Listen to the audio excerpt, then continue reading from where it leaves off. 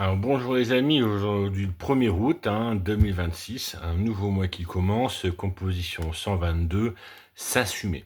Alors c'est un rapport au groupe, comment on va être par rapport à ce groupe et comment on va faire. On va se déplacer vers ce groupe, c'est plutôt l'aspect masculin, faire corps avec le groupe, ou au contraire, on va mesurer la différence entre soi et le groupe. Le féminin va ici résister à la pensée unique, à la pensée du groupe, pour s'affirmer elle-même. Alors, on va aller très rapidement, masculin, féminin, puis une petite conclusion, on allège un peu les compositions. Alors, le masculin ici va d'abord être dans une adhésion assez rapide, c'est facilement aisé pour lui, il adhère au consensus. Il y a un alignement instinctif entre lui et le groupe sur le rythme collectif, c'est le côté du match de foot. Les illusions implicites, les décisions implicites, pardon. C'est-à-dire que bon, il y a un certain nombre de choses qui vont être acceptées, prises, ça va de soi avec la situation. Et donc cela va amener un certain nombre d'évidences partagées. Ça donne parfois des situations un peu cocasses du point de vue féminin, parce que l'homme dans telle situation va se comporter comme ça, et dans telle autre va se comporter comme ça. Derrière, oui, mais tu changes d'avis, je suis qui pour toi on entend un peu ce genre de réflexion. Simplement parce que, en fait, deux groupes différents, deux approches différentes, deux adhésions différentes, et donc il va changer facilement, il va se déplacer, comme on dit, par rapport au groupe. Cela donne une sécurité d'appartenance, on appartient facilement à un groupe, une efficacité de synchronisation pour pouvoir avancer avec le groupe. Il y a là une force de service, de cohésion, et donc d'une action rapide.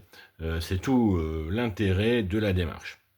Alors, la dérive, ça surprend le jugement personnel, ça dilue la responsabilité, ça naturalise la violence et on y confond facilement le réel de ce qui se passe réellement et du collectif, c'est-à-dire ce qui s'est dit, l'histoire, la narration du groupe, et ça simplement par une adhésion qui va s'additionner d'homme à homme.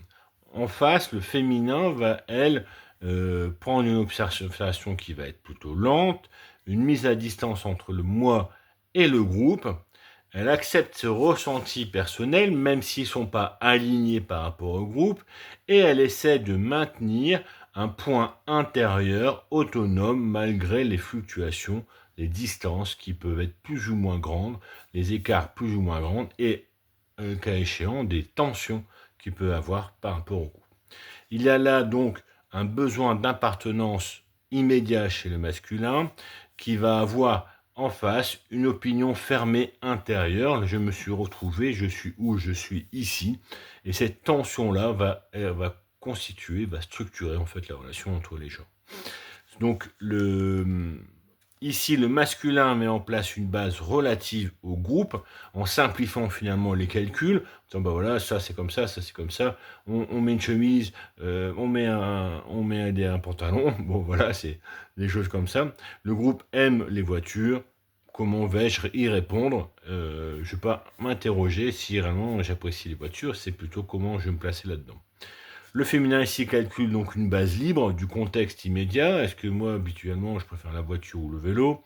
Je ressens ça et je pose avec le groupe, après, pour avoir la distance. J'aime les cookies aux abricots. Est-ce que le groupe va entendre cela? Comment vais-je l'amener? C'est bon les cookies. Puis finalement, dans un deuxième temps ou un troisième temps, ah oui, mais aux abricots, c'est peut-être pas très connu, mais moi, je kiffe. Donc là, on va avoir comme ça une distanciation et une façon de revenir dans le groupe tout en s'affirmant différent. Voilà, je vous remercie beaucoup pour votre attention, à très bientôt, au revoir.